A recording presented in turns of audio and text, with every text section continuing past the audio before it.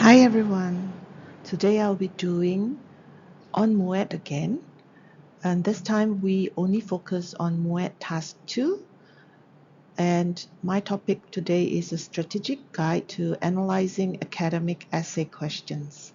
Simply put, I'm only looking at how to analyze the question statement.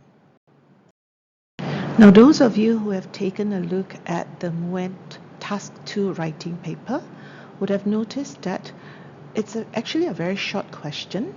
Usually it contains a situation and then a question statement with simple instructions.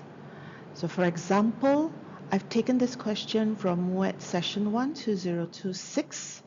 The situation states that you watched a documentary on how the young generation today are seeking better career opportunities overseas. For this situation, it functions as a guide for you to focus on the issue, which is young people working overseas. It is still not the essay question yet. You should go down to the inverted commas with the statement there, and that is the question statement. In this case, we are looking at young people should not be encouraged to work overseas.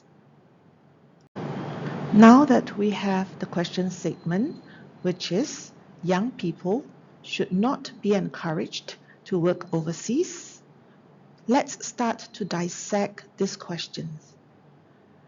First, we look at the subject, which is young people.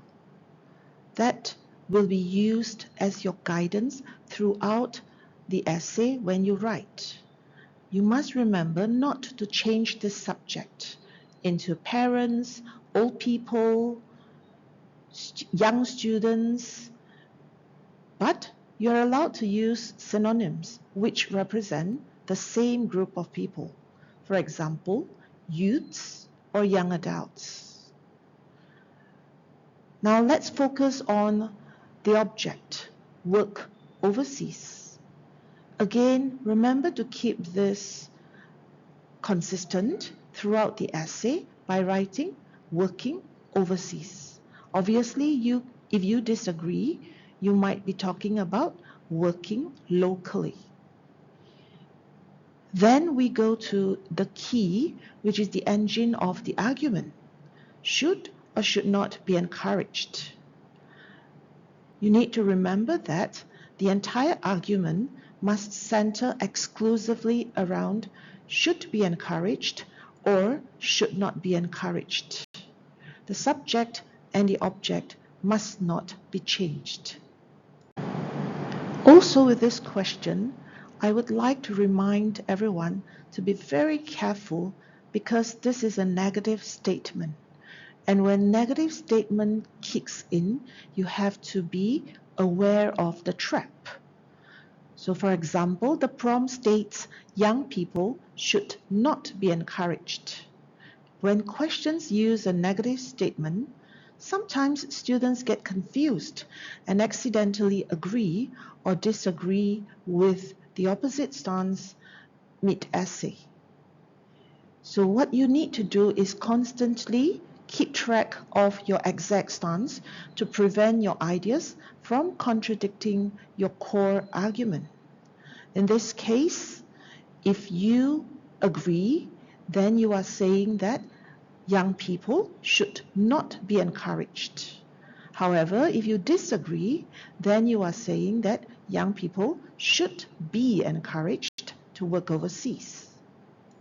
My suggestion, in order to clear the confusion, as you prepare your 3 ideas before writing, always write should or should not next to each point that you have prepared on your note paper or your scratch pad to lock in consistency.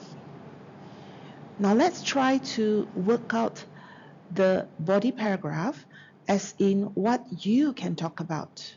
For example, if you agree and say that young people should not be encouraged to work overseas, then you might provide a reason. For example, this is because they may get homesick.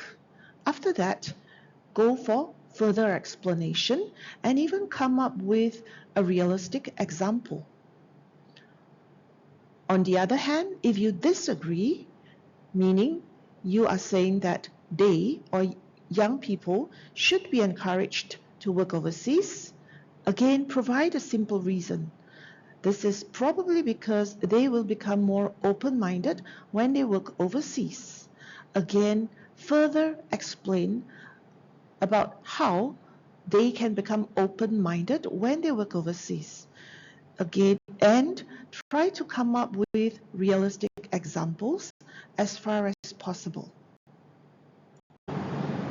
To summarize what I've said so far, in order to stay on the route or to be on task, analyze the exact wording, and that is your guardrail against writing off-tangent essays. In this question that we have looked at, young people should or should not be encouraged to work overseas. Do not deviate from the subject and the object, young people working overseas. Okay, if your paragraphs wander away from this specific combination, you have driven off the bridge. Every single paragraph must tie directly back to these core elements.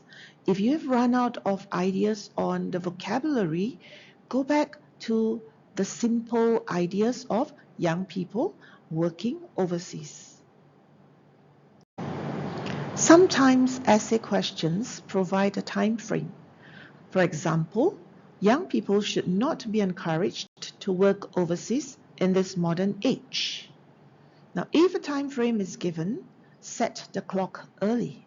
That means to say, you might want to mention it as early as you can. Mention it at least once in your essay, preferably in the introduction. If you choose not to use this phrase in this modern age, come up with synonyms that represent the same modern age. For example, you can write in this modern era, currently, in this globalization era, or simply nowadays. To summarize what I have presented today, I would like to remind you on a few steps. Step 1, when you read the question, separate the situation from the statement. Your focus should always be on the question statement, which is in inverted commas. Step 2, lock in the subject and object in that question statement. Remember, do not change the subject nor the object in the question statement. Step 3, use the stance matrix to map whether you agree or disagree. Especially if you are facing negative statements, always remind yourself that when you agree, you are agreeing to should not, but when you disagree, you are actually disagreeing to should not, which means your argument is should. Step 4, stick strictly to the exact wording of the question statement, although you are allowed to use synonyms. Okay, this helps to avoid off-tangent writing. Finally, acknowledge any given time frames as far as possible in the introduction. Obviously, there is no harm if you mention the time frame in all paragraphs.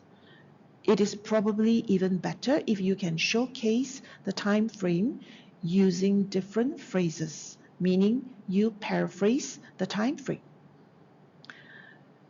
So, you are cleared for the takeoff. Good luck in your MUET essay writing.